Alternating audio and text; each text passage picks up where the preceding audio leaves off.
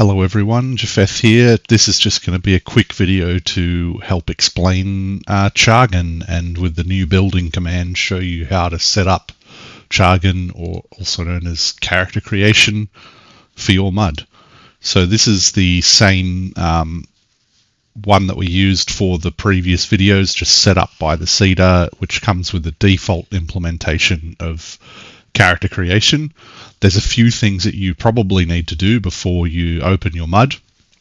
Every MUD's going to have a slightly different need, but I can walk you through the basic steps. So like most things, there's a command to interact with this system, and the command is jargon.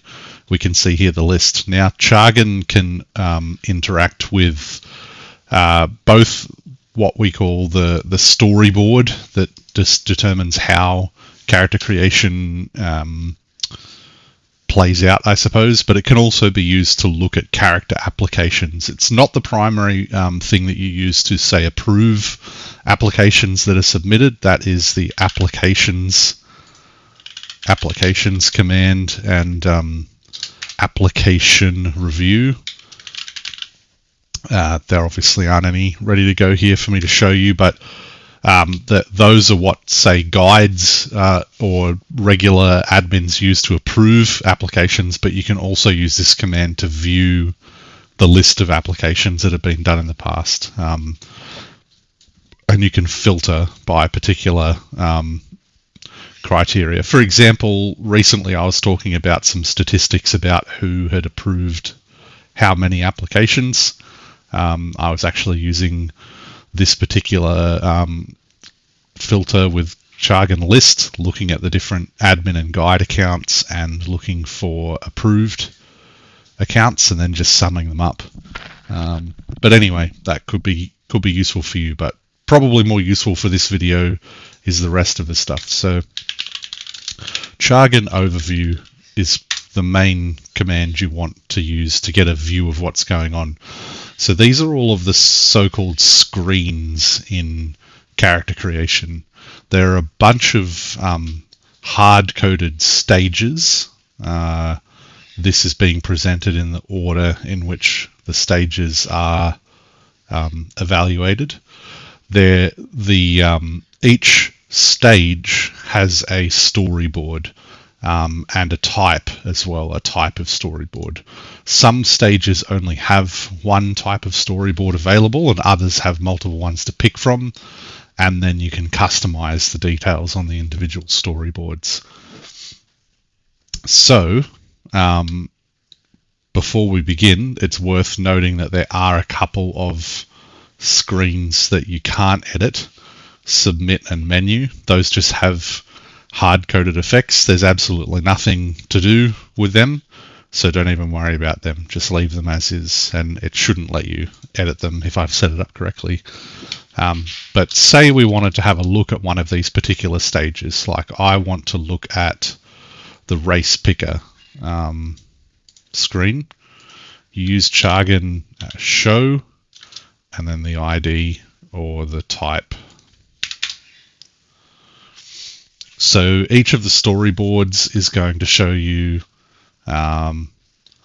this is for the select race stage. There's only one option for race selection at the moment.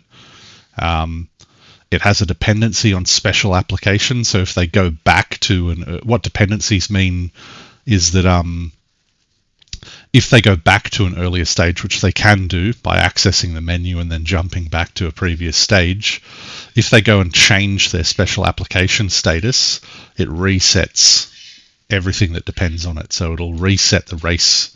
I'm assuming in this default design setup that you may have special options available only if they've selected a special application. So if they change their answer to special application, it resets their race, and having reset their race, it cascades through pretty much everything.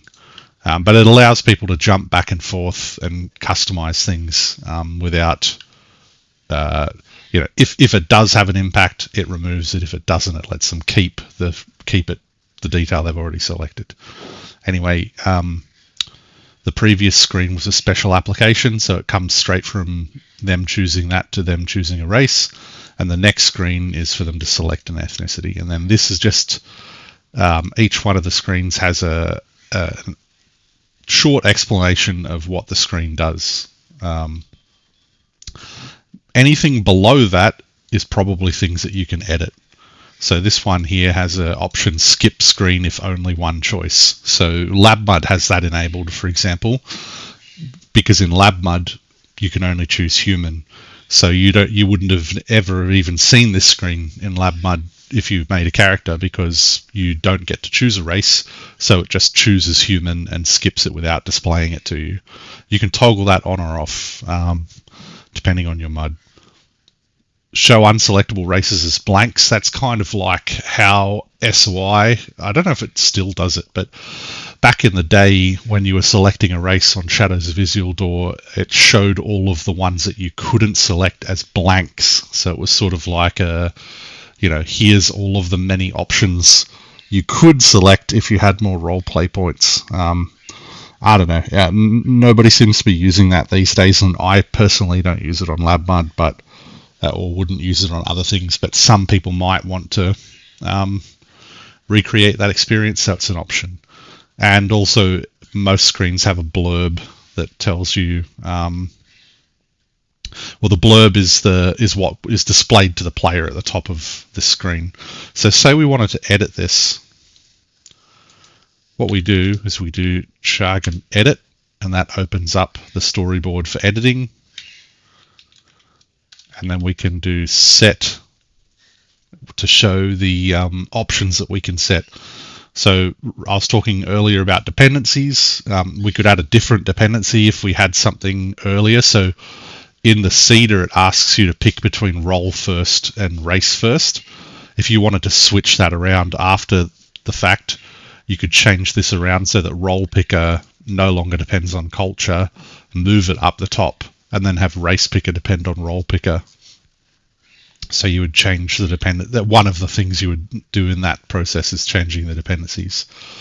Blurb drops you into an editor, blanks toggles that option, and skip one toggles that option. So let's just say we want to change it so that we do want to see blanks.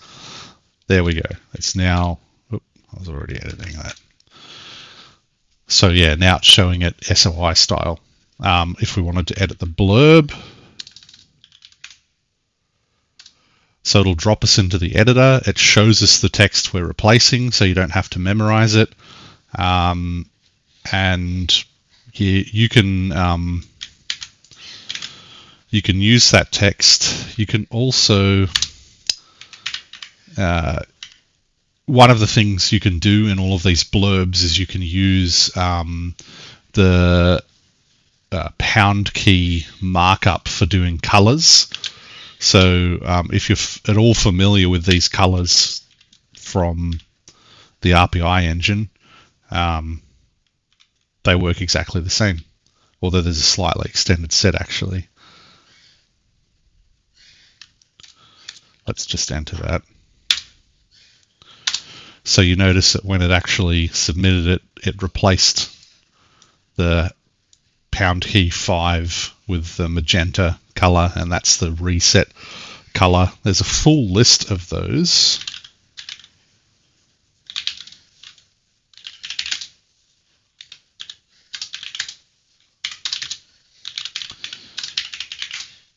Geez, what even? Test color. It's been a long time since I've had to do this because I remember all of this stuff. Test ANSI, there we go. Cool. Test ANSI shows you all of the colors. It shows you, you'll notice that I've got a slightly extended set from the base because I have done orange and pink, which technically requires MXP to work. So if you don't see that on your client, that's why your client doesn't support MXP. Anyway, that's getting distracted. We're back to jargon. Yeah, so you can edit the blurbs, you can edit all of this sort of stuff. If we go back to the overview, one thing that you could do is you could go, I'd like to change the type of screen. So the way that we do that, we'll look at the command here, jargon types, to show all of the different types that are available. These are ordered by the stage, so as you'll see, most of the stages only have one screen. But an example there, attributes has two options. You have the attribute order and you have the attribute point by, which is one of the decisions that you make in the seeder. If you wanted to swap between the two of them, you can. There's also 4 different options for skills. There's the skill picker, which is the classic RPI experience.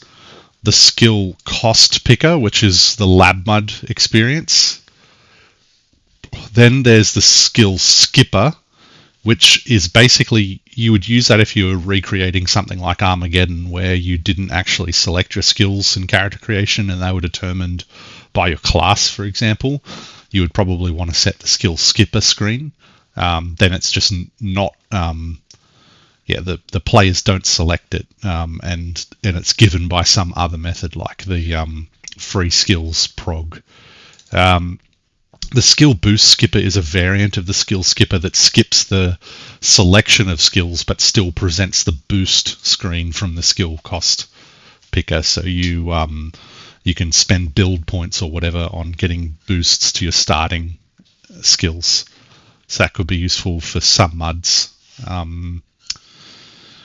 Then you've got 2 options for merits and flaws. You've got either the merit picker, which is what classic FutureMUD used, or probably still does actually. I think that's how it's set up, where you select a number of merits and flaws and you have to balance between the 2 of them. The quirk picker dispenses with the difference between merits and flaws. It presents them all on one screen and it doesn't force you to balance them, but it limits the total number you can pick. The quirk picker is suitable for when you have a cost associated with each merit and flaw, so that's what the balancing is, rather than having to do the FutureMUD approach where I hadn't really set up costs for them yet, so they were just you had to select an equal number of them. I think that's all of the ones that currently have more than one screen option. So let's go with the, which ones do we have at the moment? We've got the attribute orderer and the skill cost picker. Let's switch from the attribute orderer to the attribute point by. So the way that we do that is with jargon change type. So we'll do jargon change type. The stage is select attributes, and we want to change it to the type attribute point by. Okay, so you have to accept. It gives you a warning in red because this is very important. When you're switching between the screens, there can be some data loss. The reason is that the screens have different things that they keep track of and have as settings. So it doesn't remember anything that doesn't match up with the setting of the new screen. So if you were to switch to this screen and then switch back again, it's not going to revert back to its original form. You might have to set it up again. So that's what it's warning you about. But basically you need to be aware that if you do this, you could lose your setup.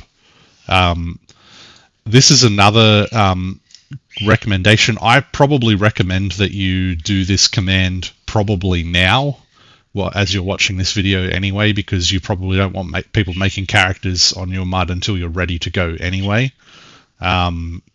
Wizlock jargon locks down jargon. Basically, it means people can't make characters. They can still log into the game if they have them, but they can't make characters. And then what you might do as you're preparing to launch a MUD is unlock Chargan but lock the game, and then you can approve people's characters in the lead up to an open or whatever. But anyway, I strongly recommend that if you're doing anything in character creation, you whizlock Chargan and make sure that nobody is currently logged into character creation.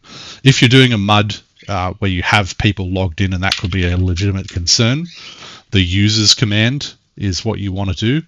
It will show you all of the people who are connected to the MUD, including those who are in Chargan. The other command that you'll often see me use is where that only shows you people who are logged in as characters, but users also shows you people who are sitting in the menu and all that sort of stuff.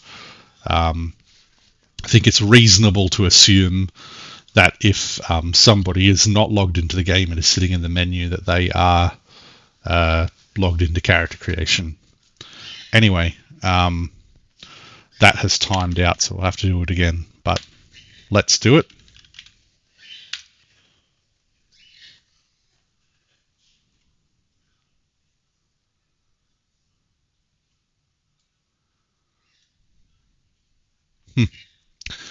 We have the obligatory crash on one of these things.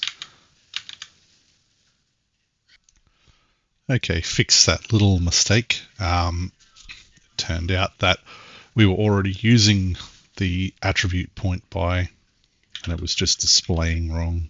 Shouldn't have let us select that one in the first place. Anyway, so we're going to switch it the other way around. So let's do Chargan show, where was it, 15. So yeah, we were already doing point by. This is the one that LabMud currently uses. Starts off with all the attributes at a base value, and then you can spend a number of points to boost them. Hopefully you've all seen that before. There's a bunch of progs that control everything. The attribute base value, 10. The number of free boosts you get, 12. The maximum boosts, 10. Which allows you to get to 20, obviously. You can only put 6 free ones in each attribute. After that, they cost boost points or build points, and you can do 3 minuses on a single attribute. 6 extra boosts, build point resource, the expression for how much it costs to do a boost, which is basically a square function, so it gets progressively more expensive. Anyway, Chargan, let's do it the other way around. We'll go attribute orderer, attribute orderer. Okay. All right. So we've changed that one. The ID numbers stay the same. So it'll still be 15. As you can see, the attribute orderer is much simpler. All it has is a blurb.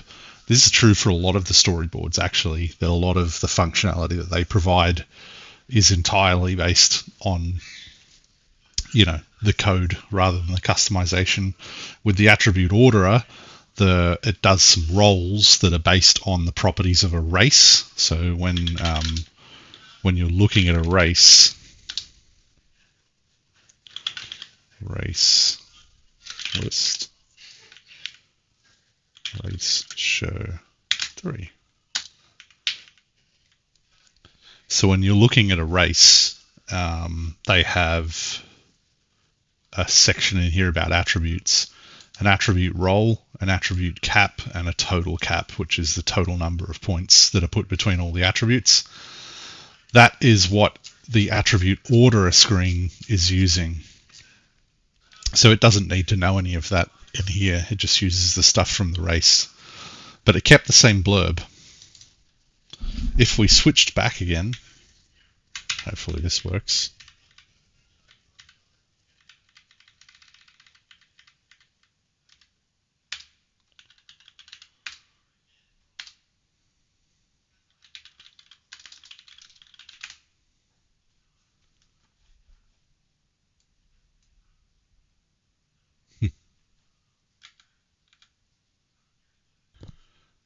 Okay, another little hiccup, but here we are. So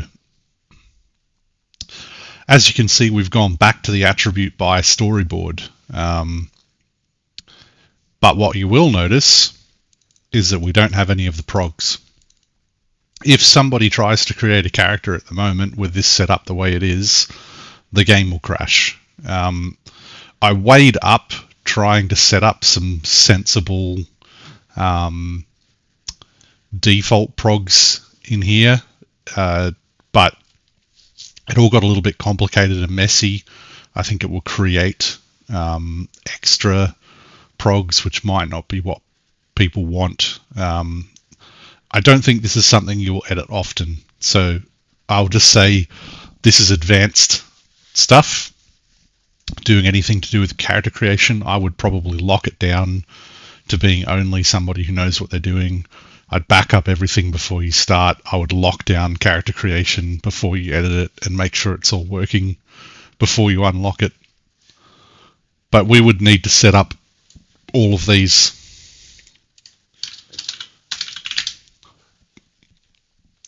So this is actually a more complicated screen than a lot of the other ones. You've got a bunch of different progs you can set. Now, because we looked at this before we switched it, we can always go back and have a look at that.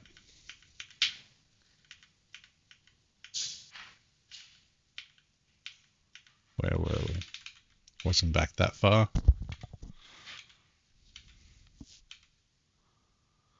Here it was. So we know the progs, they're all still there. We can just set them back again if that's what we genuinely wanted to do. We wanted to switch back to this one. You know, you would chug and set. Let's just copy those so I don't have to scroll back up.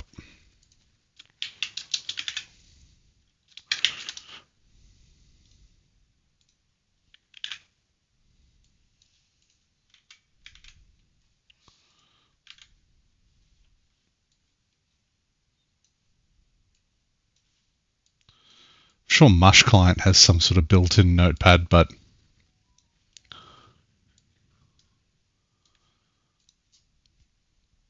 yeah, we would chug and set.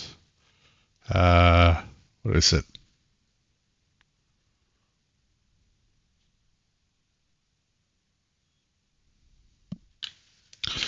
Max boosts was maximum attribute boosts. We'll set max free was maximum free attribute boosts. Max minus was maximum attribute minuses. Attribute was attribute base value.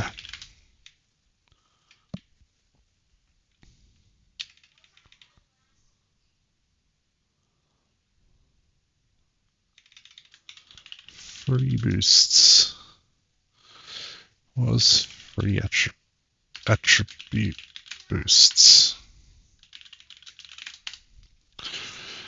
And there we are. We're almost back to the same, except that the max extra was actually 6 instead of the default 3 that it has come back to. So we've basically just set it back up as it was before we changed it. So as you can see, it's not too difficult when I say irretrievable data loss. It's not that bad. You just will have to set everything up again. So there are probably what I encourage you to do for your own game is go through each of the screens, look at the information that's there, and decide whether it's what you want. You probably don't need to change the screen types unless you are doing something fancy, but I will introduce new screen types for all sorts of stages over time, just to the decision between whether to add customization to the way that a screen functions versus making a whole new screen usually depends on the complexity. But I intend to make some more skipper versions, for example, like the disfigurement. A lot of people don't seem to like having disfigurement be one of the things that they select, so I might make a disfigurement skipper to make it a little bit quicker. And what was the other one? Probably I definitely will want to make a different way to select knowledges and a skipper, and a different way to select accents as well. But I encourage you to go through each of these screens, remembering that you're doing chug and show. A lot of the descriptions and the blurbs for these things do need to be edited by you. This one is the first paragraph of the Wikipedia entry for weight, which might be fine for your blurb, but you probably want to make them a little bit specific for your world, especially the welcome screen. So the welcome screen can have multiple blurbs. In LabMUD, there's a couple of them, and you basically read through each of the screens, then you continue, and it shows you a bunch of information. So, I mean, a good example. I will show you the LabMUD stuff.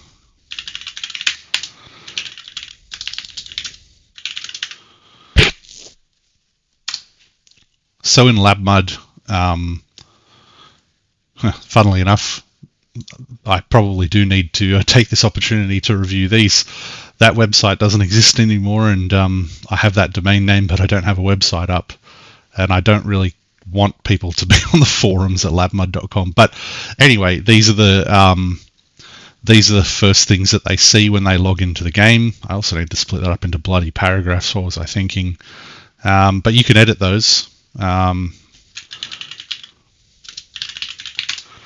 Some other things that you might, which ones have probably the most nuances?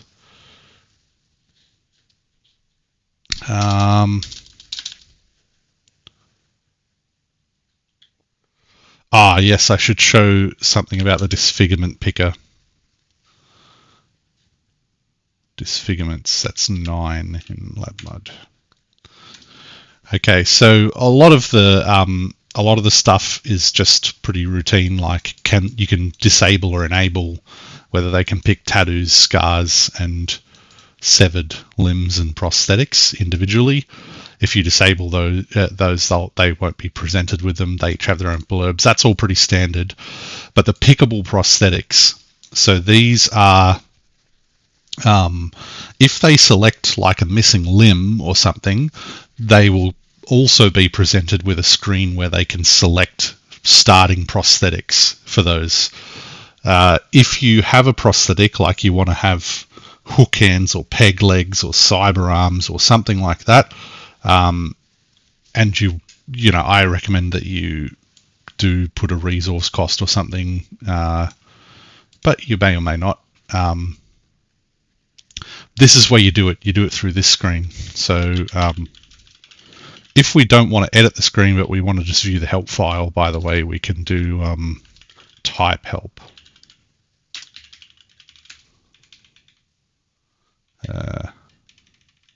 Oops. Disfigurement picker. Yeah, so there's a bunch of prosthetic related things. There's the ability to add them, the item, change the cost, change the prog, etc. But that's how you set them up. They are sort of coded in here. This is how you add a you got to build the prosthetic item as a prosthetic using the item building stuff. Then you add them in here. I do recommend, if you're going to use disfigurements, that you set up a bunch of those. I actually haven't done that in LabMUD properly. I should give the low quality ones for everybody and for free. Another screen that is worth mentioning is this starting location picker.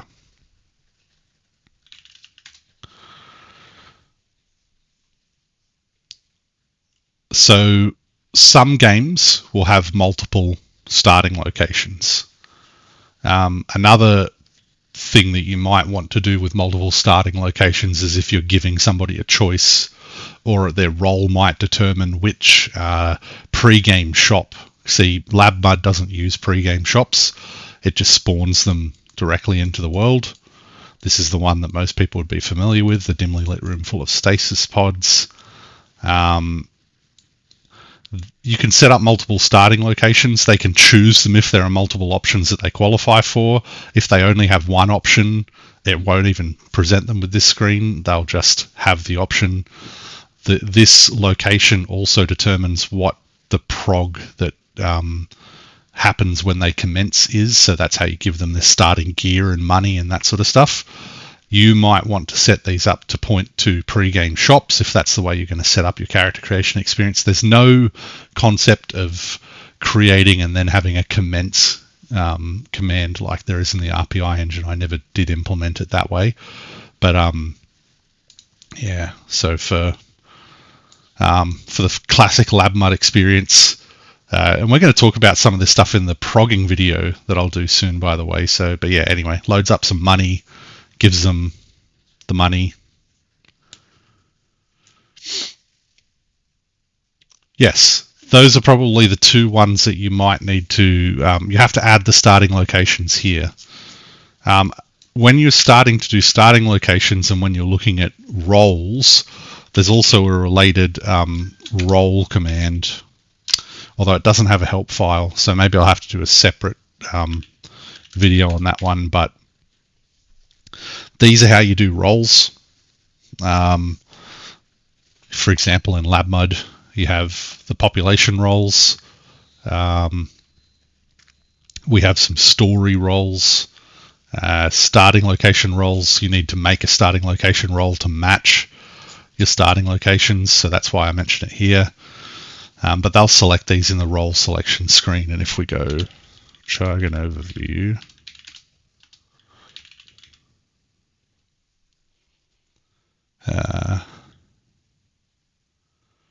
where are we? Role selection, role picker 8. These are all of the different types of roles that you can make in the game. Classes and subclasses, if your MUD uses them, are technically roles. They're optional, but they do have a little bit of support in the engine for making it easy to get what somebody's class and subclass is. But yeah, I obviously don't use it in FutureMUD. If you're going to set up a MUD with classes, it's probably best if you reach out to me on Discord and I'll walk you through it. But you've got family, childhood, education, profession, immediate past, and story are all options for what you can set up for roles. They're all optional. You can say whether they can select none of them. So if with the story roles, they're not obliged to select one. These are the blurbs. But yeah, that's character creation in a nutshell. You will need to do a pass on it before you open your MUD. And I hope this video has been informative. Thank you.